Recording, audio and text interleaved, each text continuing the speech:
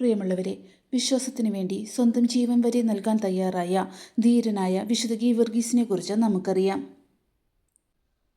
ലോകമെമ്പാടുമുള്ള ക്രൈസ്തവർക്കിടയിൽ ഏറ്റവും കൂടുതൽ വണങ്ങപ്പെടുന്ന വിശുദ്ധരിലൊരാളാണ് വിശുദ്ധ ഗീവർഗീസ്. കുതിരപ്പുറത്ത് വന്ന വ്യാളിയെ കുന്തം കൊണ്ട് തറയ്ക്കുന്ന വീരനായ ഒരു പോരാളിയായാണ് നാം അദ്ദേഹത്തെ എപ്പോഴും കാണാറുള്ളത്. AD 3-ാം നൂറ്റാണ്ടിൻ്റെ അവസാനത്തിൽ കപ്പഡോഷ്യയിലെ ഒരു പ്രഭു കുടുംബത്തിലാണ് അദ്ദേഹം ജനിച്ചത്. പിതാവായ ഗയോറിറ്റിസ് റോമൻ സൈന്യത്തിലെ ഉദ്യോഗസ്ഥനായിരുന്നു.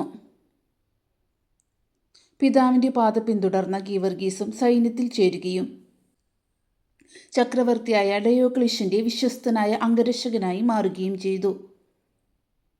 അദ്ദേഹത്തിൻ്റെ ധീരതയും സത്യസന്ധതയും കാരണം കൗണ്ട് എന്ന പദവി വരെ ലഭിച്ചു.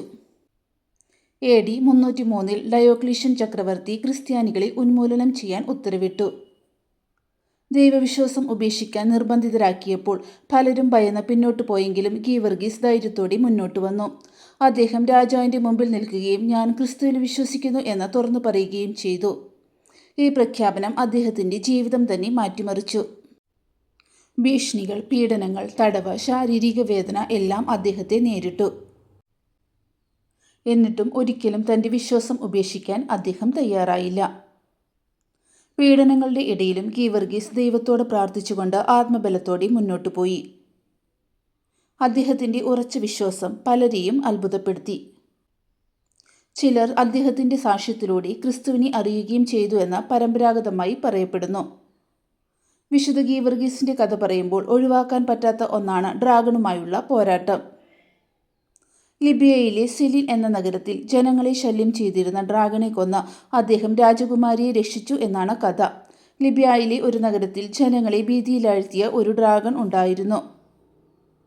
ആ ഡ്രാഗണെ പ്രീതിപ്പിക്കാൻ ഓരോ ദിവസവും ഓരോ ആടിനെയും പിന്നീട് ഓരോ മനുഷ്യരെയും നൽകേണ്ടി വന്നു.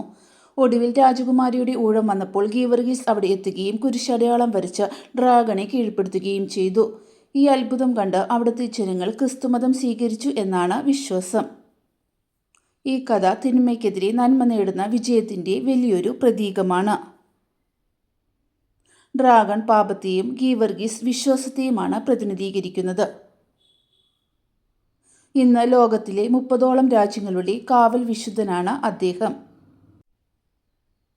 പ്രത്യേകിച്ച് സൈനികർക്കും യുവാക്കൾക്കും മാതൃകയായ വിശുദ്ധൻ, ധൈര്യത്തിൻ്റെയും വിശ്വാസത്തിൻ്റെയും പ്രതീകം. അധികാരത്തിനും പദവികൾക്കും മുന്നിൽ തൻ്റെ വിശ്വാസം പണയം വെക്കാത്ത ഗീവർഗീസ് സഹദായുടെ ജീവിതം ഇന്നും നമുക്ക് വലിയൊരു പ്രചോദനമാണ്. പ്രതിസന്ധികളിലും തിന്മയുടെ ശക്തികൾക്ക് മുന്നിലും ഭയപ്പെടാതെ നിൽക്കാൻ അദ്ദേഹത്തിൻ്റെ ധീരത നമുക്ക് പ്രചോദനമാകട്ടെ. വിശുദ്ധ ഗീവർഗീസ് ഞങ്ങൾക്കായി പ്രാർത്ഥിക്കണമേ.